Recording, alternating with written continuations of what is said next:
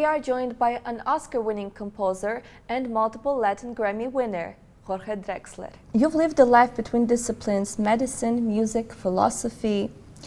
I would like to ask, how did you balance it all? I did study medicine and music, and you might find some philosophical intention, Yes. no more than that. No.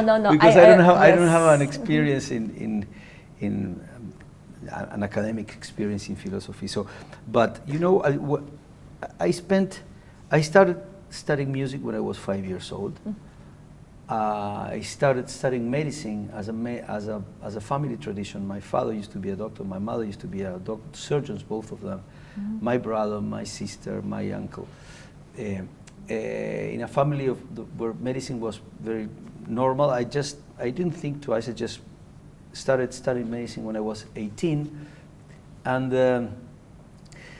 at some point when I was 30, 12 years after I studied, I got the chance to make a living only in music. I had already released 2 records that I paid with medicine. You know, working as a doctor, I paid my first 2 records, and in Uruguay, where I used to live. And for a long time, I was kind of shy about it. You know, I used to go to the hospital with a guitar hiding.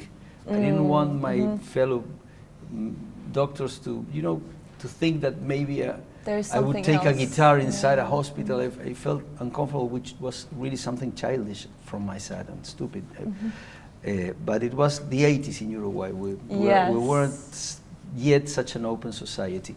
And then I would go to the bar to play in the night, and I would hide the white tunica, how do you call that? Robe, the white robe. The white robe, I would hide it inside the guitar. I didn't want my fellow musicians friends to think he's not a serious musician, because he's also, you know, a doctor. Come on. Different, it's difficult to balance. And for many years I was happy doing both things, but I kept them separate until my 10 years after I started releasing records. I think it was my 5th or 6th record. I suddenly realized that I had never used what I learned in science or in medicine into songs, and I started trying to put it in, and it felt such a relief to finally acknowledge both of my sides and making peace with both of my sides. And I started writing about it. The first song is one song that is called Todo se transforma, everything is transformed. That means that it's based in the law of conservation of the mass and energy of Antoine Lavoisier, but it was applied to a kiss. It was a story of a kiss, and you know, and all the transformations around that process, and it felt so good to be whole. You know, to don't have to hide one of your halves. Yeah. And what role do festivals like this play in building bridges between disciplines? I mean, they are a bridge between disciplines. So they already built a beautiful, huge bridge. They are sending this very powerful message that human experience at the end of the process, maybe it's the same. You just can get to it through different doors, and that sends a message of unity in this world, where you accept that the other may arrive to similar conclusions through a different path. And in this world where in the last years, we're seeing a growing tendency of separating yourself from the other, establishing really frontiers, barriers between what you consider is your identity and the identity of the other. I think that it's especially important a message like this, in which you integrate things instead of the wave of disintegration that we see in the world today. Do you think music can help us understand things science struggles to explain? I sometimes, you know, music, especially music with lyrics, can be explicative, especially if you work with lyrics, but music is an abstract form of art. So music alone, it's more what it suggests than what it explains. But many of the realizations, of the epiphanies that you find in science can be, if not explained, maybe described emotionally to the perceptor. I mean, I think what brings art, in this case music, and science together is that hunger for awe. You know? Just if you have a minimum sensibility, you look at the stars and the sky, and you're that state of mind can be shared and achieved from both sides. Like Spinoza said, enlightenment through knowledge.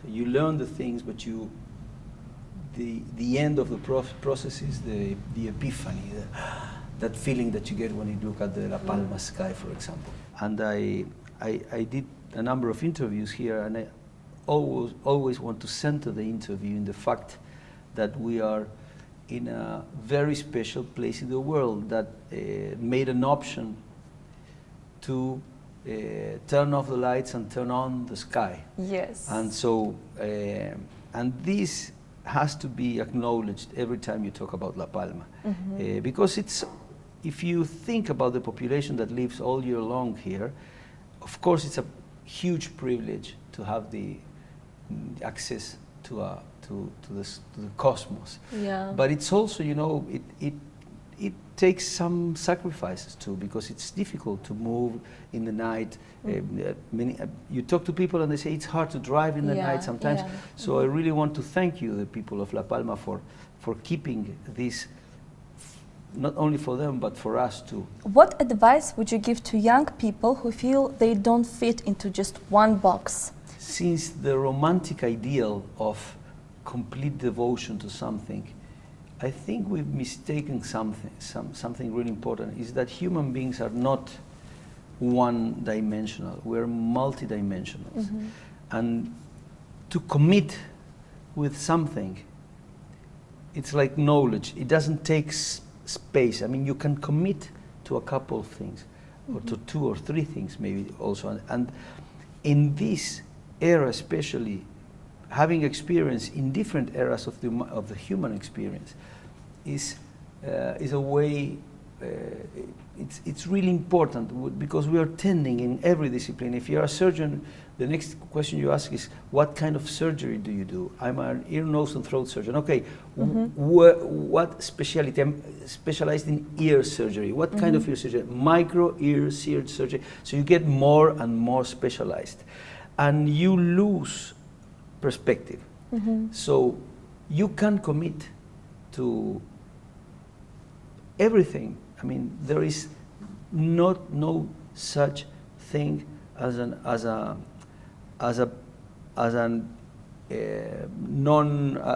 impossible combination. You had Jorge Luis Borges, the Argentinian writer. He was a bibliotecario. I don't know how to say that. Kafka was a functionary. He worked in the state. So you can do whatever you want, and at the same time, you can start at whatever age you want. That's a very important thing. I started really late. I started making a living on music when I was 30 already, and. But it's not late. I thought at the moment that it was late. Now I'm happy that I did it. It's because I got to live another life. Yes. I had another perspective. I know what it is not to be a musician, not to be on stage. Watch people on stage from the theater and think, wow, I wish I could do that. You know, because if you start really early, you don't get that perspective. Thank you so much. And thank you for this interview. I hope you enjoyed it. Oh, yes, yes, I did. And we're waiting for you at our next festivals. And you promised me to take me to Armenia. Yes, I'm gonna talk to Garrick Israelian about this.